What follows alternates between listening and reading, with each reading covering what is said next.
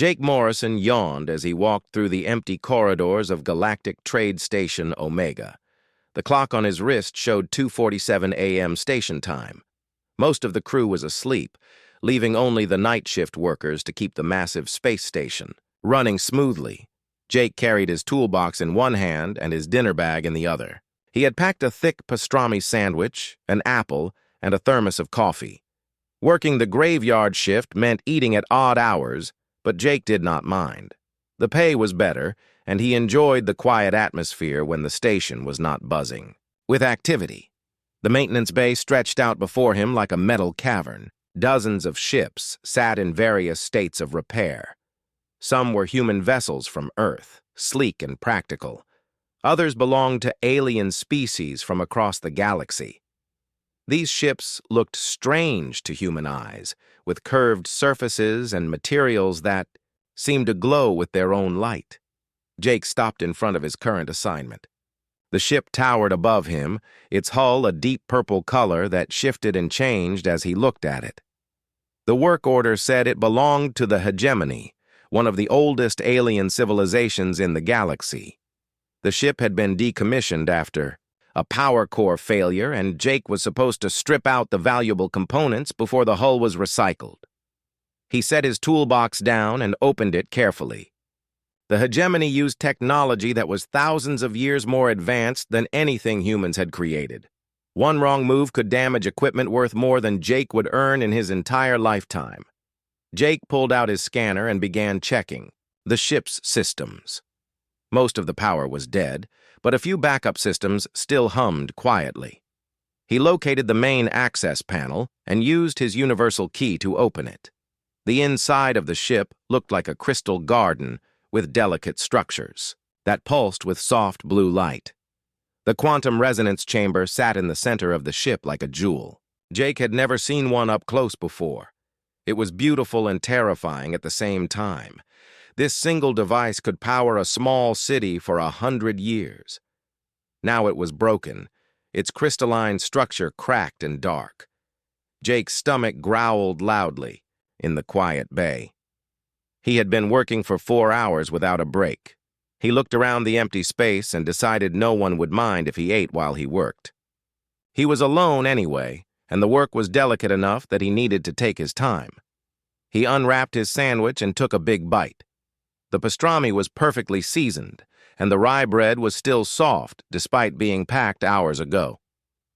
Jake's wife Lisa always made the best sandwiches. She worked as the station's chief engineer during the day shift, so they rarely saw each other except on weekends. As Jake ate, he studied the quantum chamber more carefully. The crack in the main crystal looked like it went all the way through. He would need special tools to remove it safely. He took another bite of his sandwich and leaned closer to get a better look. That was when disaster struck. A piece of rye bread broke off from his sandwich and fell directly into the quantum chamber. Jake watched in horror as the breadcrumb bounced off the main crystal and settled into a small crevice. He immediately set his sandwich down and reached for his tools. This was bad, very bad. Organic matter was not supposed to come into contact with alien quantum technology. Jake had heard stories of entire ships being destroyed when someone spilled coffee on the wrong component. He needed to get that breadcrumb out before it caused any damage. But as Jake reached into the chamber with his smallest tool, something unexpected happened. The crack in the main crystal began to glow. Not the harsh white light of an overload, but a soft, warm, golden light that spread slowly through the entire structure. Jake pulled his hand back and stared. The light grew brighter, and he could hear a low humming sound coming from deep inside the chamber. This was not what was supposed to happen. Quantum chambers did not fix themselves. They certainly did not fix themselves because someone dropped food on them. The humming grew louder, and Jake could feel vibrations through the floor. He grabbed his scanner and pointed it at the chamber. The readings made no sense. Power levels were climbing steadily, but there were no signs of instability or overload. If anything, the energy patterns looked more stable than they had when the chamber was supposedly working correctly. Jake stepped back and pulled out his communication device. He should call this in immediately. But what would he say? He had contaminated alien technology with sandwich crumbs, and now it was working better than before. No one would believe him. They would think he was having a breakdown from working. Too many night shifts. The golden light continued to spread through the quantum chamber. Jake could see other systems in the ship beginning to respond. Lights flickered on in corridors that had been dark for months. The ship's main computer began running diagnostics that should have been impossible with a broken power core. Jake checked. His scanner again. The power output from the quantum chamber was now 3 times higher than the original specifications. The energy was clean and stable, with none of the usual quantum fluctuations that made these devices so dangerous to work with. Whatever the breadcrumb had done, it had somehow made the alien technology better. The sound of footsteps echoed through the maintenance bay. Jake quickly wrapped up his sandwich and tried to look like he was working normally. He could not let anyone see him eating near the alien ship. But he also could not hide the fact that the supposedly broken quantum chamber was now glowing like a small sun. Lisa Grant appeared around the corner, carrying her own scanner and looking concerned. Her red hair was pulled back in a ponytail, and she wore the blue uniform of a senior engineer. She was beautiful and brilliant, and Jake still could not believe she had married him 5 years ago. "Jake, what are you doing over here?" Lisa asked as she approached. "I'm getting massive energy readings from this sector. The main computer thinks there's been a containment breach." Jake looked at his wife and then at the glowing quantum chamber. He could lie and say he did not know what happened. But Lisa was too smart for that. She would figure it out eventually anyway. "I think I accidentally fixed something," Jake said quietly. Lisa raised an eyebrow. "You fixed a hegemony quantum chamber. By accident." "Well, technically, my sandwich fixed it." Lisa stared at him for a long moment. Then she looked at the quantum chamber, which was now humming contentedly and producing more clean energy than it ever had before. She pointed her scanner at it and watched the readings climb. "Jake," she said slowly, "do you have any idea what this means?" Jake shook his head. All he knew was that his midnight snack had somehow started something that neither of them fully understood. And judging by the expression on Lisa's face, it was going to change everything. Lisa stared at her scanner readings for the 3rd time in 10 minutes. The numbers had not changed. The hegemony quantum chamber was producing 347% more energy than its original design specifications. Clean energy, with perfect stability. Patterns that should have been impossible. "Jake, we need to call Commander Hayes right now," Lisa said, her voice tight with worry. Jake looked uncomfortable. "Can't we just keep this between us for a while? Maybe run some tests first?" "Are you insane?" Lisa waved her scanner at the glowing chamber. "This is alien technology that's behaving in ways that violate everything we know about quantum mechanics. If word gets out that you contaminated it with food, they'll think we sabotaged it on purpose." The communication panel on the wall buzzed loudly. Lisa and Jake both jumped. The voice that came through was calm but urgent. "Engineering, this is Command. We're detecting massive energy fluctuations in Maintenance Bay 7. Please report status immediately." Lisa looked at Jake, who was turning pale. She pressed the communication button. "This is Chief Engineer Grant. We have the situation under control. The energy readings are from a quantum chamber that's functioning better than expected." There was a pause. "Better than expected? Grant, that chamber was decommissioned as completely non-functional. Please explain." Lisa closed her eyes. "Commander Hayes, I think you need to come down here and see this for yourself." 20 minutes later, the maintenance bay was crowded with people. Commander Rick Hayes stood with his arms crossed, studying the glowing quantum chamber. He was a tall man with gray hair and the kind of steady expression that came from 30 years in space service. Dr. Emma Brooks knelt beside the chamber with her own scanning equipment, As the station's xenoarchaeologist, she was the closest thing they had to an expert on ancient alien technologies. Her dark hair fell in front of her face as she worked, and she muttered technical terms that Jake did not understand. Captain Tom Walsh had arrived with two other ship captains who happened to be docked at the station. Word was already spreading through the human community, and everyone wanted to see what had happened. "Let me make sure I understand this correctly," Commander Hayes said slowly.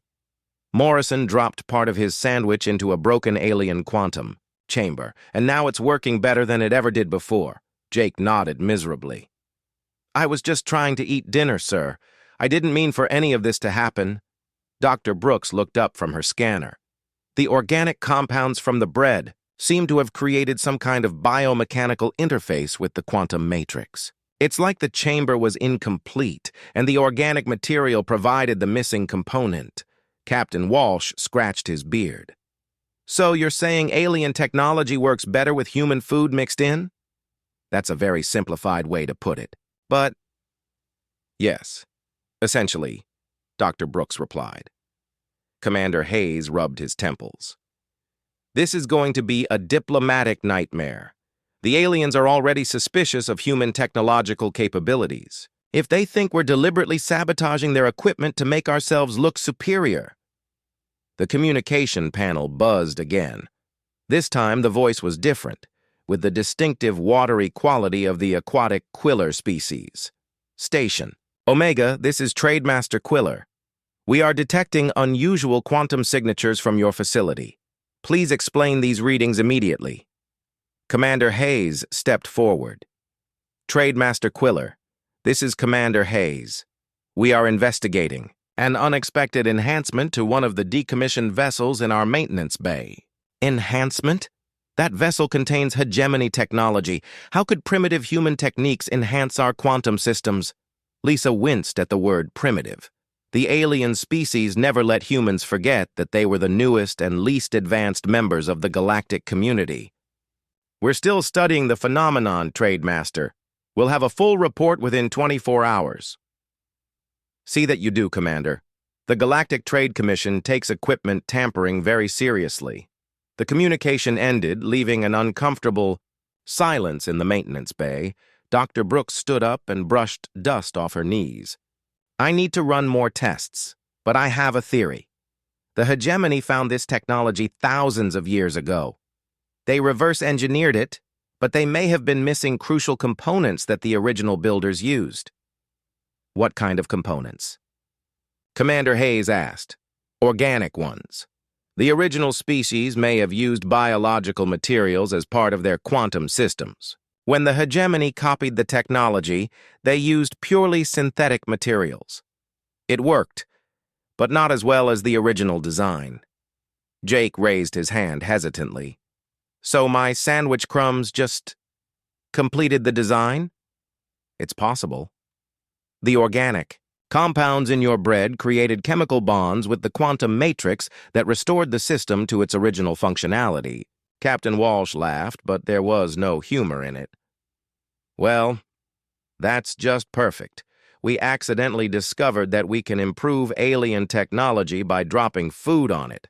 I'm sure that's going to go over real well with the Galactic Council."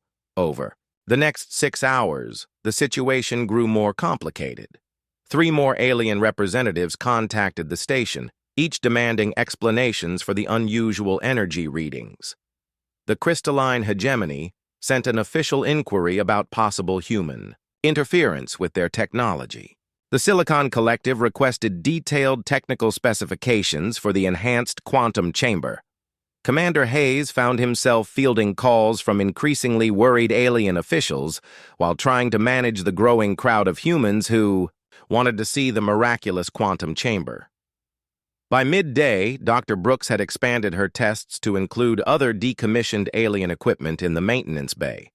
She discovered that different organic compounds produced different effects.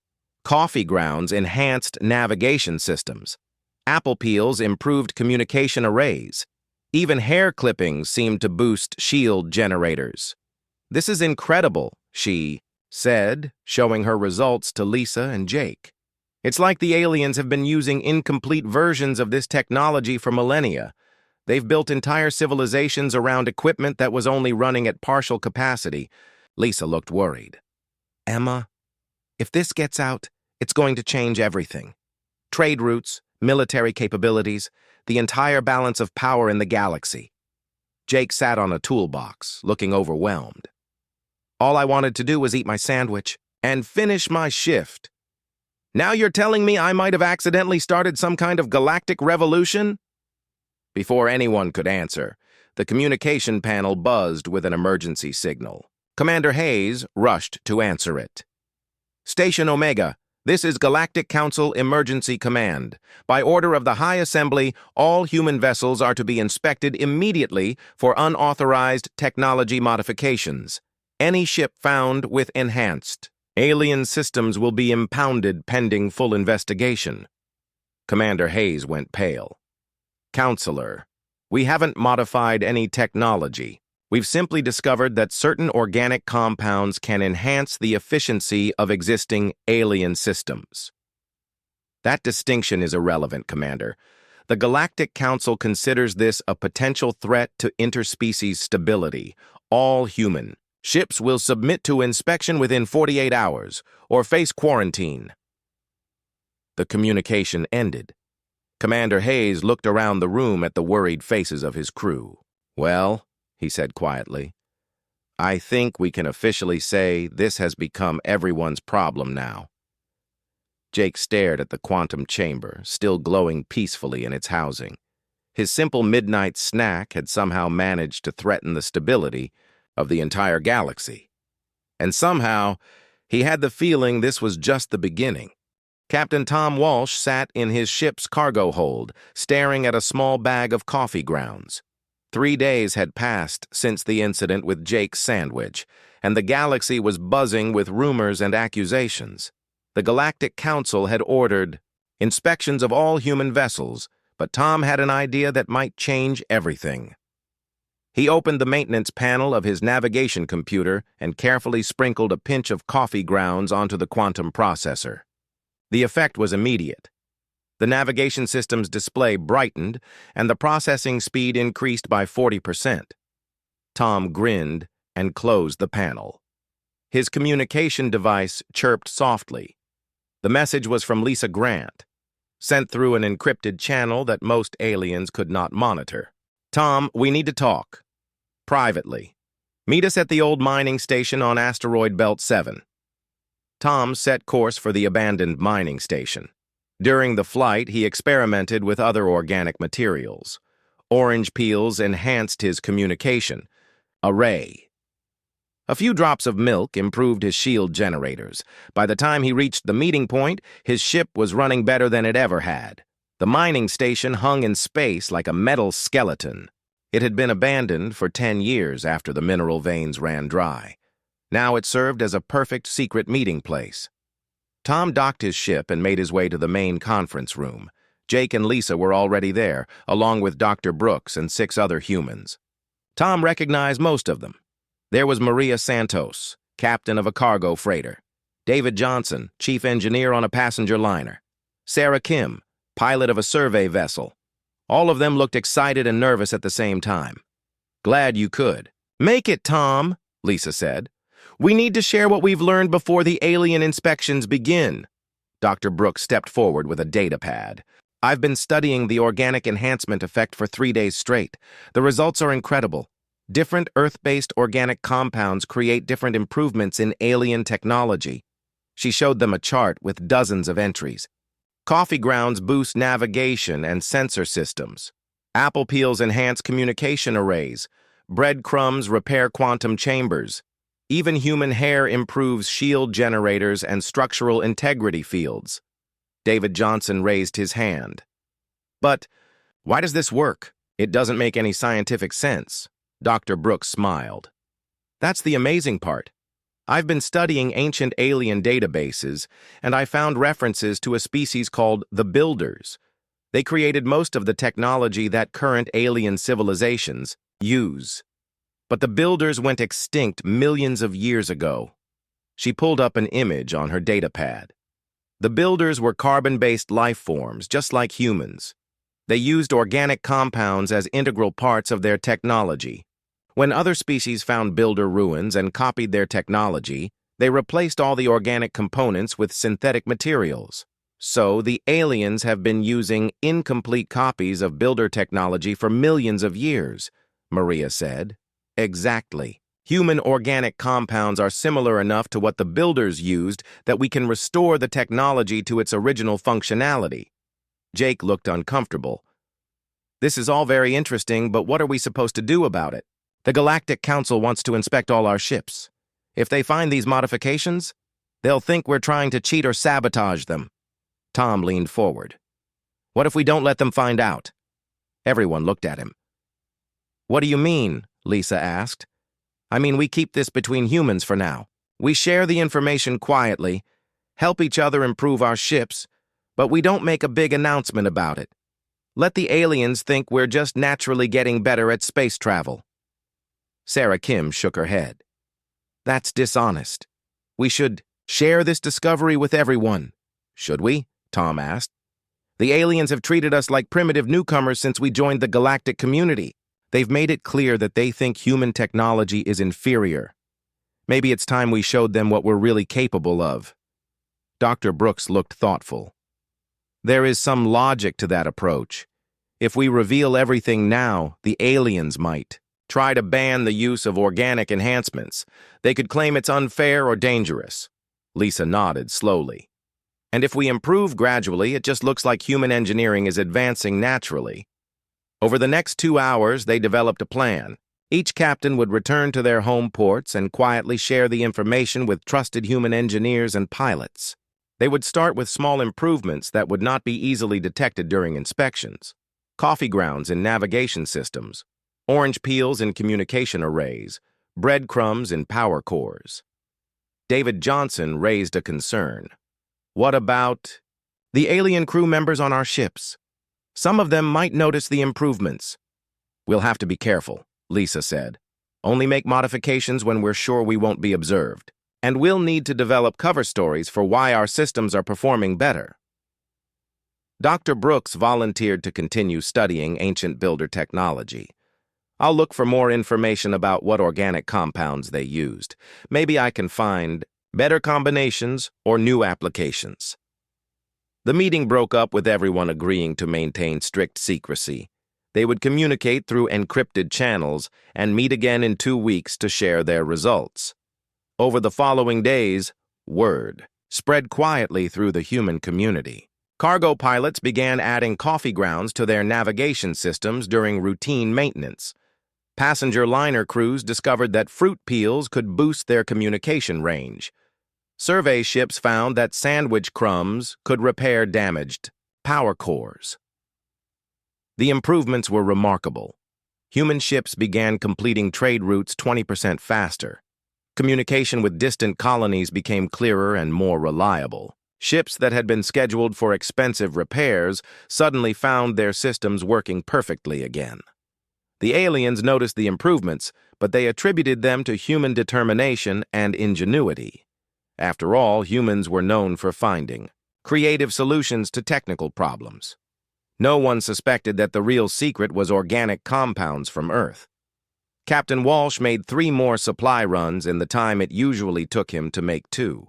His cargo capacity increased when his structural integrity fields were enhanced with hair clippings. His fuel efficiency improved when he added fruit juice to his power core's cooling system. Other human captains reported similar successes. Maria. Santos managed to outrun a space storm that should have delayed her for days. David Johnson's passenger liner set a new speed record between Earth and the Centauri colonies. Sarah Kim's survey ship discovered mineral deposits that had been hidden from standard sensors. Dr. Brooks made an important discovery during her research. She found builder ruins on 3 different planets, all containing organic residue that matched compounds found in Earth foods. The evidence suggested that the builders had used a wide variety of organic materials in their technology. It's like they turned their entire civilization into a biomechanical hybrid, she explained to Lisa during one of their secret meetings. Technology and biology working together in perfect harmony. Lisa looked at the data, and humans are the only species in the galaxy that still uses organic compounds in our daily lives. The other species have moved to completely synthetic diets and materials, which means we're the only ones who can fully restore builder technology to its original capabilities. The implications were staggering. If humans could master organic enhancement techniques, they could surpass every other species in the galaxy technologically. Ships that were faster, stronger, and more efficient than anything the aliens had ever built, but it also meant living, with a massive secret. Every day, human ships flew through space with illegally enhanced systems. Every conversation with alien officials required careful lies about how the improvements were achieved. Jake found himself at the center of a growing network of human engineers and pilots who looked to him for guidance. The man who had just wanted to eat his sandwich in peace had become the accidental leader of a technological revolution. As he worked his night shift in the maintenance bay, Jake looked at the quantum chamber that had started everything. It still glowed with golden light, producing more energy than any alien engineer thought possible. Soon, Jake realized, the secret would become too big to hide. And when that happened, the entire galaxy would change forever. High Engineer Morthak stood in the center of the Galactic Council chamber, his crystalline body reflecting the lights from dozens of alien species. His voice rang out like broken glass as he addressed the assembly. Fellow council members, we face an unprecedented threat to galactic stability. Human vessels are demonstrating technological capabilities that should be impossible with their primitive equipment. Trademaster Quiller's aquatic form rippled with agreement. My trade monitors report that human cargo ships are completing routes 30% faster than before. Their communication ranges have doubled. These improvements appeared suddenly, with no logical explanation. Ambassador Linda Pierce sat in the human delegation section trying to remain calm. She was a small woman with gray hair and sharp eyes, but she felt very alone surrounded by alien representatives who clearly suspected humanity of wrongdoing.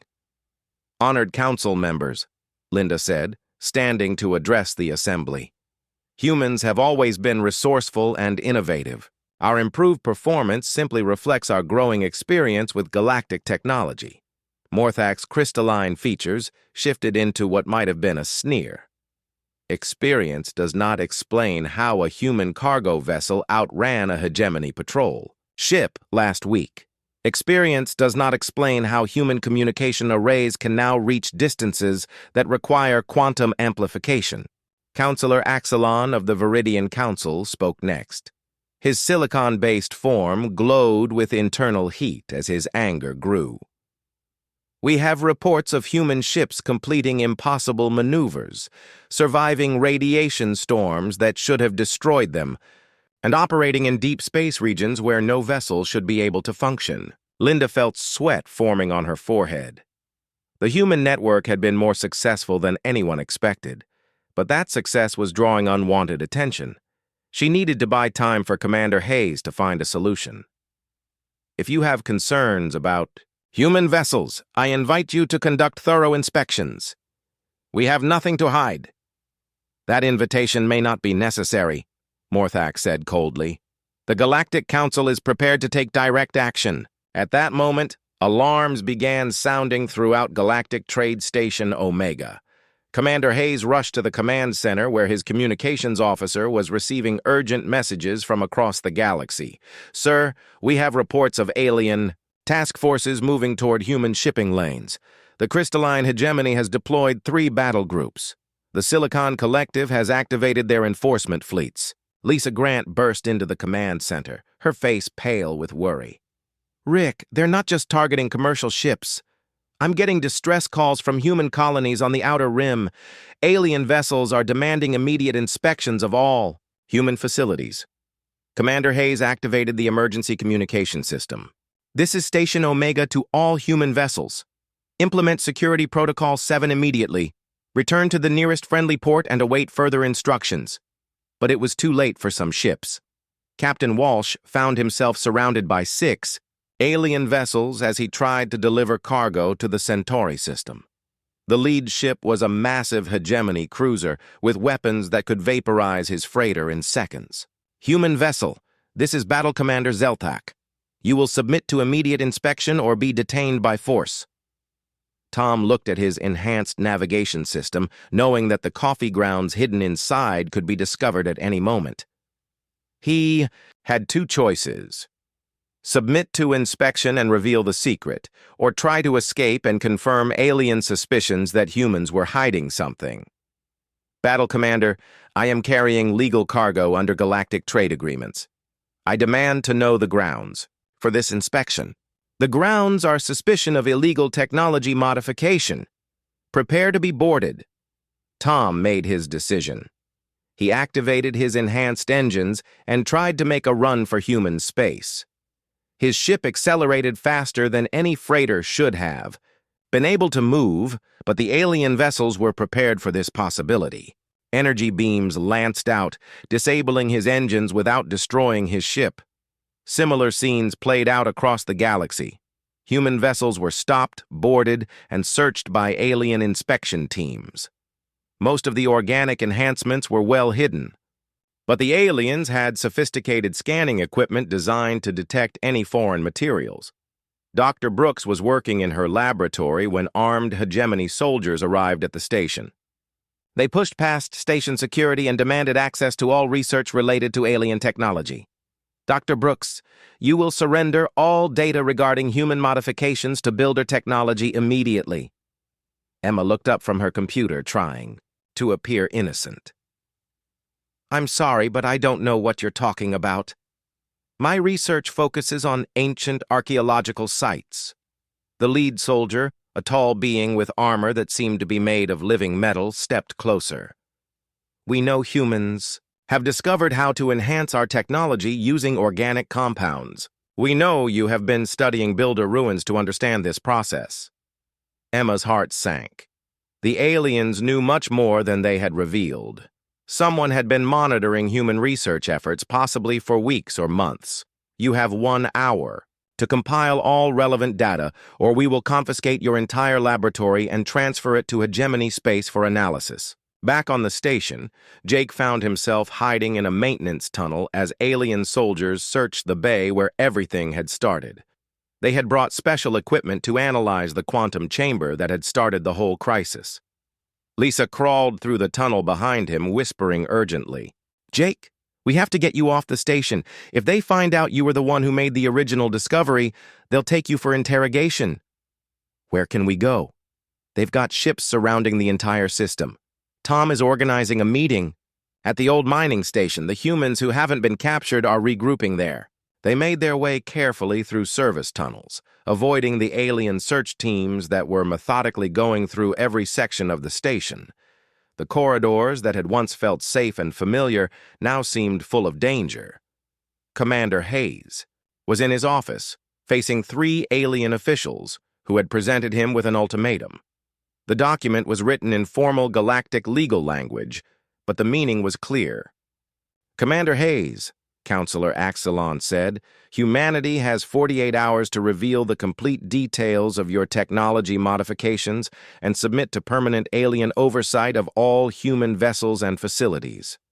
"And if we refuse?" Hayes asked, though he already knew the answer. "Then the Galactic Council will vote to expel humanity from the galactic community. All human colonies will lose their protected status.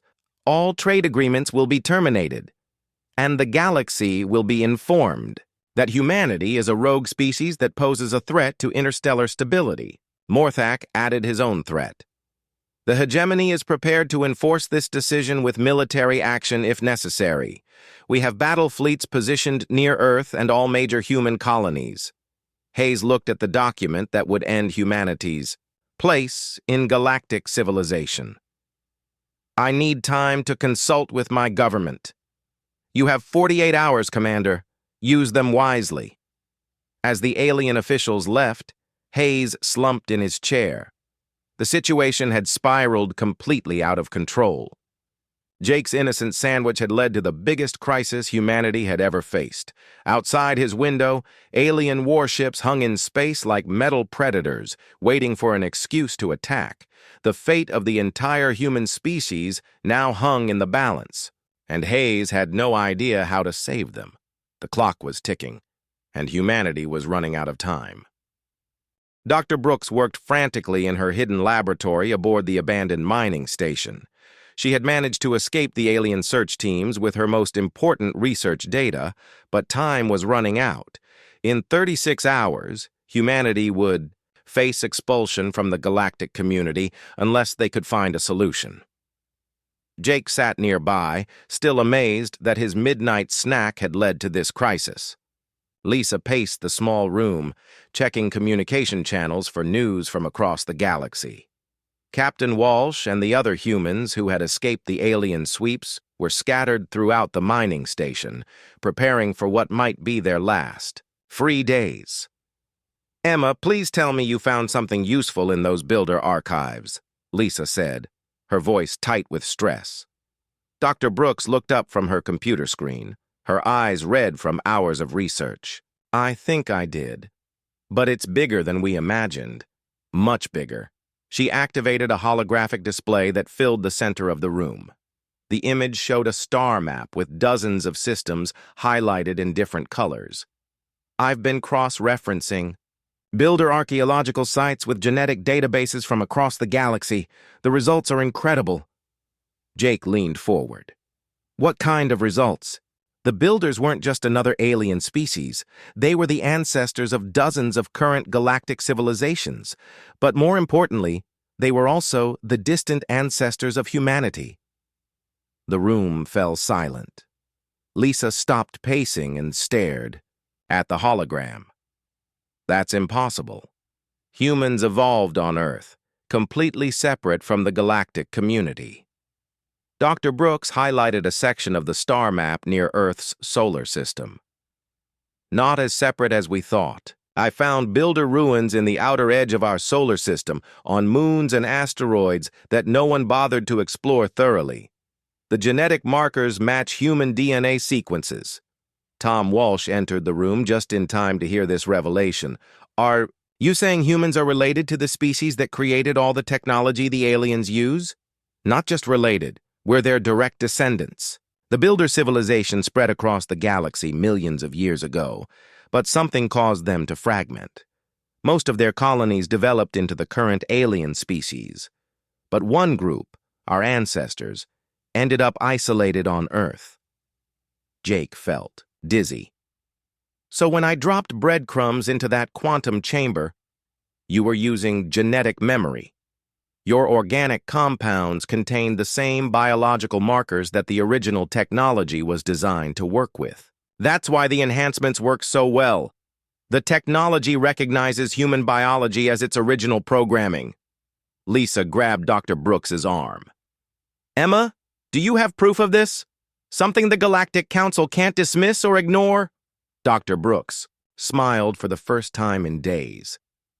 "I have genetic analysis from builder ruins on 17 different worlds.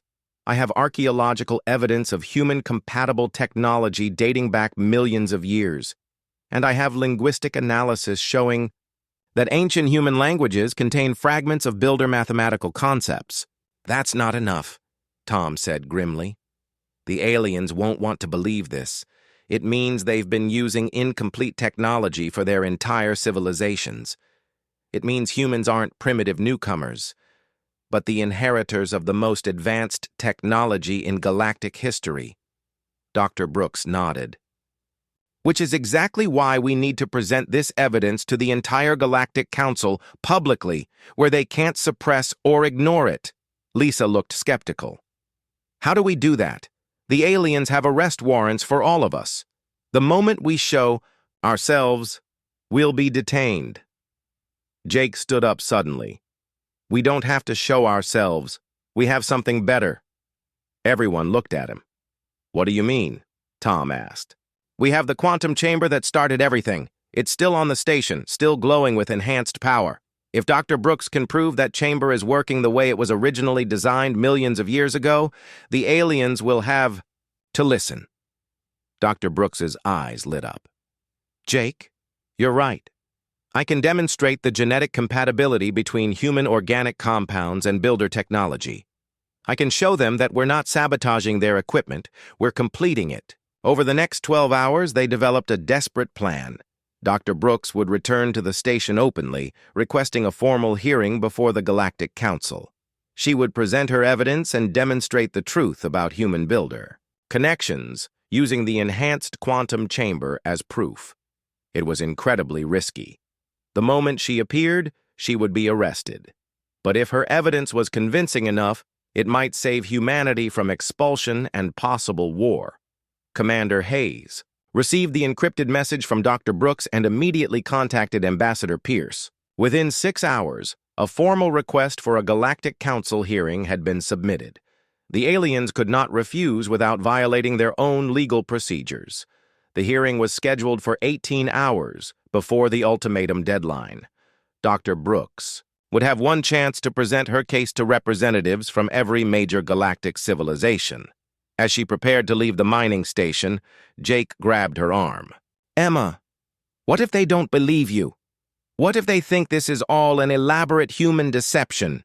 Dr. Brooks smiled grimly. Then we'll find out if humanity is as resourceful as everyone says we are. The great chamber of the Galactic Council had never been so crowded. Representatives from hundreds of species filled the curved seats, all eager to hear humanity's explanation for their impossible technological improvements. The air buzzed with tension and anticipation. Ambassador Pierce sat in the human delegation area, knowing that the fate of her entire species rested on the next few hours. Commander Hayes watched from the station's communications center, ready to coordinate humanity's response regardless of the outcome. Dr. Brooks entered the chamber under heavy guard, carrying only a data pad and a small sample case. She looked small and fragile compared to the massive alien beings around her, but her voice was strong as she addressed the assembly.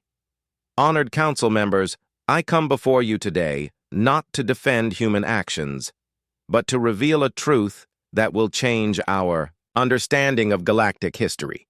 High Engineer Morthak's crystalline form radiated skepticism. Dr. Brooks, you are here to explain how humans have illegally modified alien technology. We are not interested in your theories about ancient history. With respect, High Engineer, ancient history is exactly what explains our current situation. Dr. Brooks activated her holographic display, filling the chamber with images of builder ruins from across the galaxy. Genetic charts, archaeological evidence, and technological analysis scrolled past the watching aliens. The species you call the Builders were not just the creators of your technology. They were the ancestors of every intelligent species in this chamber, including humanity. The chamber erupted in protests and denials. Counselor Axelon's silicon form glowed with anger. This is preposterous. Humans are a primitive species that achieved spaceflight only recently. That's what we all believed, Dr. Brooks said calmly. But the evidence tells a different story. She highlighted genetic markers that matched across multiple species. The Builders spread across the galaxy millions of years ago, establishing colonies and creating the technology that forms the foundation of our current civilization. But their empire fragmented and their colonies developed separately. Trademaster Quiller's aquatic form rippled with confusion. Even if this were true, it does not explain human technology modifications. Dr. Brooks smiled. It explains everything. Watch. She opened her sample case and removed a simple apple. The chamber fell silent as she took a bite and chewed slowly. Then she removed the quantum resonance device she had borrowed from the station. This device is based on builder technology like all quantum chambers in the galaxy, but it's running at only partial capacity because it's missing its organic components. She placed a small piece of the apple into the device. Immediately, it began to glow with the same golden light that Jake had first discovered.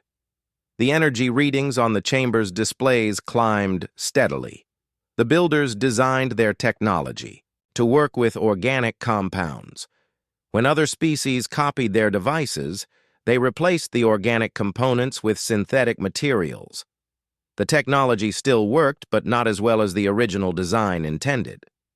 The chamber was completely silent. Now, even Morthak seemed stunned by the demonstration. Humans are the only species in the galaxy that still uses organic compounds in our daily lives. Our food, our materials, even our bodies contain the biological markers that builder technology was designed to recognize. We're not sabotaging your equipment. We're completing it. Dr. Brooks gestured to the glowing quantum device. This is how builder technology was meant to function. This is the full potential that has been locked away for millions of years. She looked around the chamber at the hundreds of alien faces staring at her. Humanity isn't trying to gain an unfair advantage over other species. We're simply the inheritors of our common technological heritage, and we're willing to share that inheritance with all of you. The silence stretched for long minutes as the implications of her words sank in. Finally, Counselor Axelon spoke. Dr. Brooks, if what you say is true, it means our entire understanding of galactic history is incorrect. Not incorrect, just incomplete. The builders didn't disappear. They became all of us. And now we have the chance to reclaim the full potential of their legacy. High Engineer Morthak stared at the enhanced quantum device. The implications of this discovery are staggering. Dr. Brooks nodded. Yes, they are. But they're also hopeful. Instead of viewing this as a human threat to galactic stability, we can see it as an opportunity for unprecedented cooperation and advancement. As the council members began to debate among themselves, Dr. Brooks allowed herself a small smile. She had presented the truth. Now it was up to the galaxy to decide what to do with it. 6 months after Dr. Brooks's revelation to the Galactic Council, Jake Morrison stood in the largest maintenance bay ever constructed. The Hybrid Technology Research Center stretched for kilometers in all directions, filled with ships and equipment from dozens of different species. Human engineers worked alongside alien technicians, combining organic compounds with ancient builder technology to create marvels that surpassed anything the galaxy had ever seen. Jake wore the blue uniform of a senior technology integration specialist, a title he still found difficult to believe. The man who had just wanted to eat his sandwich in peace was now responsible for training engineers from across the galaxy in the proper use of organic enhancement techniques. Jake, the Viridian delegation is here for their training session, Lisa called from across the bay. She had been promoted to Director of Human-Alien Technical Cooperation, managing the complex relationships between different species as they learned to work together. Jake nodded and walked toward a group of silicon-based aliens who were studying a quantum chamber with obvious fascination. The device glowed with the familiar golden light that had become the symbol of the new hybrid technology. Counselor Axelon, welcome back to the center, Jake said, greeting the lead Viridian. Are you ready to begin advanced integration training? Axelon's crystalline form pulsed with what Jake had learned was excitement. Engineer Morrison, my people are eager to implement these enhancements in our mining operations. The preliminary tests showed productivity increases of over 400%. Jake smiled. It still amazed him how quickly some alien species had embraced the new technology once they understood its true nature. The Viridians had been among the first to sign cooperation agreements with humanity, eager to modernize their ancient equipment. Not all species had been so accepting. In the distance, Jake could see a section of the facility that remained empty and unused. High Engineer Morthak and the Crystalline Hegemony had refused to participate in the Hybrid Technology Initiative, claiming that their pure synthetic technology was superior to any biological contamination. The Hegemony had formed an alliance with several other traditional factions, creating what the media called the Purist Movement. They operated their own space lanes and trade routes, refusing to deal with any vessels that used hybrid technology. It was a source of ongoing tension in the galactic community. Dr. Brooks approached the group. carrying a sample case filled with different organic compounds. Counselor Axelon, I have the materials ready for today's demonstration. We'll be testing the effects of modified grain proteins on your structural integrity fields. The training session went smoothly. Jake watched as the Viridian engineers carefully applied the organic compounds to their equipment, marveling at the immediate improvements in performance. It was a scene that repeated daily throughout the research center as more species learned to embrace their builder heritage. Captain Tom Walsh entered the bay, piloting a sleek new vessel that represented the pinnacle of hybrid technology. His ship was a collaboration between human, Viridian, and Quiller engineers, incorporating the best organic enhancements from each species. It could travel farther, faster, and more efficiently than any ship in galactic history. Jake, you need to see this, Tom called as he climbed down from his ship. I just completed the Andromeda survey mission in half the expected time. The hybrid engines performed flawlessly. Jake felt a surge of pride.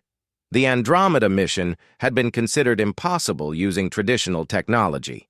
The distance was too great, and the radiation levels too dangerous for conventional ships. But Tom's hybrid vessel had completed the journey with ease, opening up entirely new regions of space for exploration. Lisa joined them, carrying a communication pad with updates from across the galaxy. The latest reports show that hybrid technology adoption is accelerating. The Quiller Trade Federation just announced they're converting their entire merchant fleet. The Valdris Republic is implementing organic enhancements in their defense systems. She paused to read another message. And Earth Central Command reports that the new hybrid colonies are exceeding all population and productivity projections.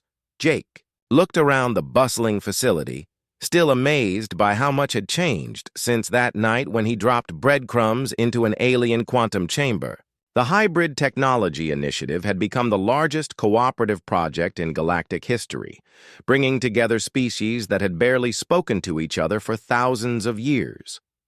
Dr. Brooks had been awarded the Galactic Scientific Achievement Prize for her discovery of humanity's builder heritage. Her research had fundamentally changed how all species understood their place in the galaxy.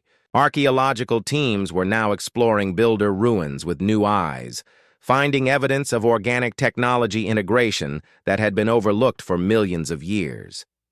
Commander Hayes had been promoted to Admiral and placed in charge of the new Galactic Hybrid Fleet. The combined human-alien vessels under his command were the most advanced ships ever built, capable of missions that would have been pure fantasy just a year ago, but not everyone was happy with the changes. The communication pad in Lisa's hands chirped with an urgent message. Her expression grew serious as she read it. "What is it?" Jake asked. "Intelligence reports that the Purist Alliance is planning something. They've been gathering ships and resources in the Outer Rim systems. Admiral Hayes thinks they might be preparing for some kind of confrontation." Tom frowned. Morthak and his allies have been getting more aggressive lately. They've been intercepting hybrid ships and demanding inspections. Some of our traders are reporting harassment and threats. Jake sighed. He had hoped that the revelation about builder heritage would unite the galaxy, but instead it had created a divide between those who embraced the new technology and those who rejected it. The Purist Alliance viewed hybrid technology as a corruption of their ancient traditions, regardless of the evidence that it was actually a return to original builder designs. "We knew this wouldn't be easy," Jake said. "Change never is, especially when it challenges everything people believe about themselves." Dr. Brooks approached the group, having overheard their conversation.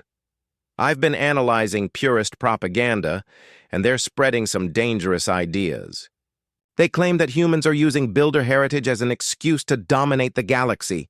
Some factions are even suggesting that humans aren't really related to the builders at all." Lisa looked worried. "How can they deny the genetic evidence? The archaeological proof is overwhelming." "They're not denying the evidence exactly," Emma explained. "They're claiming that humans somehow faked it or manipulated the data. They say we're using advanced technology to create false genetic markers and planted archaeological sites." Tom laughed bitterly. So we're supposedly primitive enough to need their help understanding basic technology, but advanced enough to fool the entire galactic scientific community? Logic isn't their strong point, Dr. Brooks replied, but they're convincing enough people to create a real political problem. Jake watched a group of young engineers from 6 different species working together to install hybrid enhancements in a cargo vessel. They laughed and shared ideas without regard for their different origins, united by their common builder heritage and their excitement about the technology's potential. Let them form their alliance, Jake said finally. We'll keep doing what we've always done. We'll solve problems, help people, and show them a better way forward. Ambassador Pierce's voice came over the facility's communication system.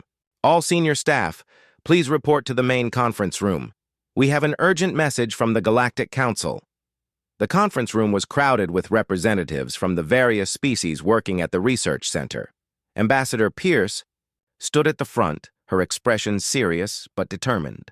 The Galactic Council has received a formal challenge from the Purist Alliance, she announced. They're demanding a public demonstration to prove that hybrid technology is truly based on legitimate builder science and not human deception. The room buzzed with concerned voices. High Engineer Morthak appeared on the main display screen, his crystalline features radiating cold anger. The Purist Alliance will no longer tolerate the contamination of pure builder technology with primitive organic materials, Morthak declared. We demand that the so-called hybrid vessels demonstrate their capabilities against ships using authentic builder designs. Ambassador Pierce stepped forward. The Galactic Council has agreed to host a public demonstration in the neutral Kepler system. 3 hybrid vessels will compete against 3 Purist ships in a series of challenges including speed, efficiency, and deep space endurance. Jake felt his stomach tighten. What happens if we lose? If the Purist ships outperform the hybrid vessels, the Galactic Council will review the legal status of hybrid technology. It could mean restrictions or even a complete ban on organic enhancements. Dr. Brooks raised her hand. And if we win?